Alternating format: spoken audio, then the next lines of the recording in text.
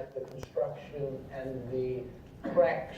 A new program of testing on a monthly, 3-month question from the floor, so, and it's getting on, so I'm not going to cut it. I'm not going to cut any questions, but could you please try to phrase your question as succinctly as you can? It would be really appreciated.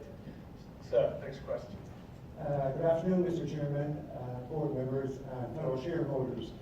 My name is Sean Clinton, and I'm a proxy shareholder. I'm a member of the group Shareholders Against Blood Diamonds, and I have a question for you. In the preliminary results for 2018 published on the 21st of February, Mr. Kutafani stated, no degree of financial performance is worth a life.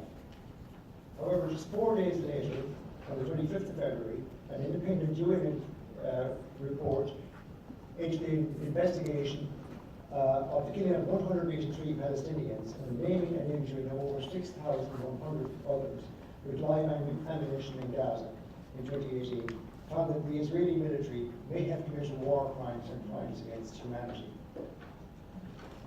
Trading with companies in Israel that generate revenue of approximately $1 billion per year for the Israeli military and a regime guilty of previous human rights violations is a clear violation of the values, building trust, showing we care, and shaping the future by which we are told Anglo is guided.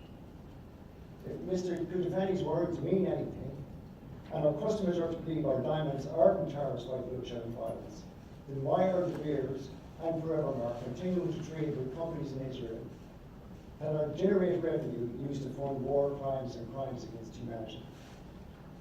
The second question, if I may, it relates to reparations, which the company could be liable for. According to the United Nations Basic Principles and Guidelines on the right to remedy and reparations for victims of gross violations of international human rights law, parties complicit in such violations have a responsibility to make good the harm done to victims by way of reparations. The litany of grievous harm caused to Palestinians by the Israeli government is funded to a very significant degree by revenue from the diamond industry, which is a major part of the economy in Israel. Both De Beers and Forevermark support and enable this through their extensive trading relations with companies in Israel. What measures will the CEO and board take to protect the company and shareholders from potentially devastating reputational, brand, and financial damage? And those are essentially your 2 questions. Yes. Yes, thank you. Well, look, let me make a couple of points, and I think probably we'll ask Bruce Cleaver, who runs our De Beers business, who's sitting here. He can address. But first of all, in terms of Mark's words, and obviously they're his words, so I'll let him comment as well. But I mean, the spirit of what he was saying, of course, was that in terms of the search for financial performance and shareholder value creation, no life is an acceptable price to pay for extending and kind of maximising that endeavour. If it can't be done safely, if it can't be done without killing people, then we need to reduce our financial kind of performance. As simple as that. It's just an unacceptable price to pay. I don't believe he was the meaning behind his words was anything other than that one, which was about the commitment to elimination fatalities task force. However. So that was the spirit of what he was saying. However, that doesn't undermine your question, right? A question which is this question around kind of dealing with Israel and somehow supporting indirectly, the activities you were describing. I mean, obviously, at the moment, it may be that they committed these crimes, as you say. That isn't the case today, but I mean.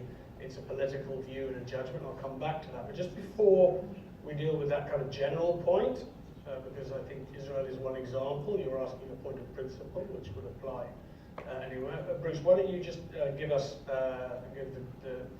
the room an understanding of the De Beers business and the side holder and where the beneficiation takes place and where Israel is in that scheme of things. Thanks, Chairman. As a general principle, and talking in particular about Forevermark, by far the bulk of Forevermark diamonds, which are mined by far in South Africa, Botswana and Namibia are economically cut and polished and therefore beneficiated in those three countries. And it's very much part of our strategy, as you would expect, to try and help those countries and help develop those countries to ensure that as much local activity takes place in those markets as possible. I can't tell you the exact number, but less than 5% of all forever marked diamonds are in fact beneficiated in places like Israel. And secondly, in relation to the selection of our clients, we expect all of our clients, wherever they may come from, and they come from all over the world, to comply with a rigid standard of financial and ethical criteria that we set on all of them. And so we expect the same levels of ethical compliance from all of our clients across the world. So now, obviously, among those site holders, that having satisfied these standards, I think the material point here is, where does then the value get added and created in the next step of the chain, in which we don't participate, right? So, but nevertheless, those site holders may be of a certain nationality, they may be from a certain country. It's a very challenging thing for a company such as De Beers, as an Anglo-American subsidiary or any other part of Anglo-American, to decide to accept or refuse a trading person or company based on their nationality, where that value creation that you're describing is materially not there. It's challenging anyway. Certainly, as a company, we would, as you would expect, always respect the political community in their sitting in judgment of nation states and countries where they are deemed to have done something which the international community does not accept. They would then be subject to international measures, including potentially embargo to trade. Where that happens, of course, then we as an ethical international company would need to take that into account and embark and comply with that. But we as a company cannot sit in political judgment of something which is very difficult to get to the bottom of until such time as the international community has decided that position, right? That's kind of the way I see it. I don't know whether you want to add or take a different view. That's where we are. So you're saying that the word no degree of financial performance is worth a life only applies to your own employees, not to the victims of diamond-funded human rights violations in Gaza. And you're saying then, Mr. Digger, you're talking about ABT Diamonds on your own website. It says that they, as part of their corporate social responsibility, have made substantial contributions to the Israeli military, which the UN investigation has found, and several other human rights organizations, including Human Rights Watch and Amnesty International, have found committed war crimes in Gaza. And yet, we are selling these diamonds as 100% conflict-free. How can you stand over that if they're funding war crimes in Gaza? Generation revenue for a regime that funds war crimes in Gaza. Well, because if you look at the supply chain, at any sort of material level, as Bruce has described, you are dealing with a supply chain where those diamonds are not coming from conflict zones where wars are being funded. Then I would challenge that. I think that's not true, because Israel is a conflict zone if you look at the definition. Yeah, but we don't mine diamonds in Israel, right? I didn't say you did. No, I did. Just let me complete the picture. Okay. Okay. So we mine the diamonds in those countries. There is no conflict there. We then have a system of distribution of those where we sell them through this site holder setup, which Bruce was describing, and he was describing how those particular companies and individuals are subject to very significant testing in terms of them being people that we believe are pursuing their business in the right way. If you have a situation where one or two of those site holders happen to be run by an Israeli national who gets those diamonds from the sites, produced in Botswana, Namibia, South Africa, beneficiate them in Botswana and South Africa, and then having cut and polished them, sell them to the jewelry markets in the US and India, and it never touches Israel, it's very difficult for a company like us to say, well, hang on a minute, there's an Israeli running that company, that's unacceptable, stop dealing with them. I'm only making this point. It's not, we would then be subject to some very significant and serious allegations about how come we favour certain nationalities over others simply on the basis of nationality and nothing else. So it is an important supply chain issue, aside from anything else. But it is a political question, and a political judgment of, trying to sit in the Israeli-Palestinian conflict and deciding who was right and who was wrong and who's doing what is a minefield, right? If you'll pardon the expression. So that's the position we're in as it stands today. Okay, well, I would disagree with you that it's a political issue, it's a human rights issue. And people who buy diamonds want to be sure that the diamonds are from bloodshed and violence.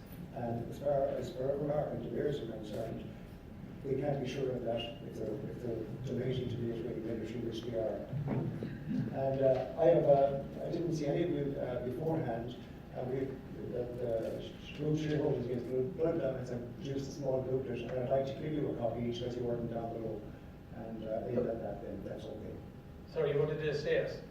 Sorry? You wanted the opportunity to... To give you a copy of the booklet which outlines the case against... Well, I mean, I don't know about the others, but you can certainly give me one because I'll come out to the back when we... But I'll give you one now, thank you. Okay. Oh, you're going to do it right now? Can you give them all? Can you give them all to us and we'll distribute them? Thank you very much. Yeah. Okay. Next question, sir. My name is Angus Geddes. I'm a proxy shareholder. I'm continuing on from the previous question. We know that consumers are repulsed by diamonds against gross human rights violations. We also know that the diamond industry generates $1 billion per year for the Israeli military, which stands accused of war crimes and crimes against humanity.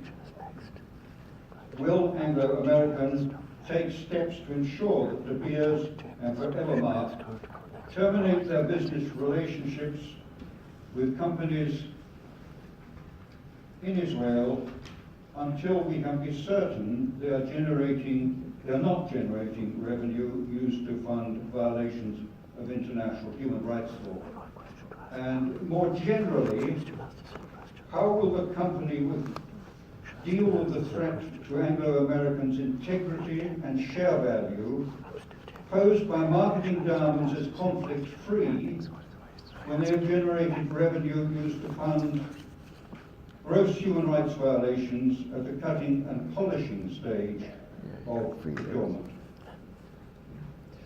Thank you, Mr. Geddes. I mean, first of all, I don't, as I kind of implied in the previous question, I don't think it's appropriate and reasonable to terminate first and then try to prove what's happening. What I do think is appropriate in light of your question, okay, is that we take offline ourselves and we do a piece of work to understand very clearly what's happening in the supply chain of these diamonds, because you're quite right, that is a position that we take. We are absolutely in a position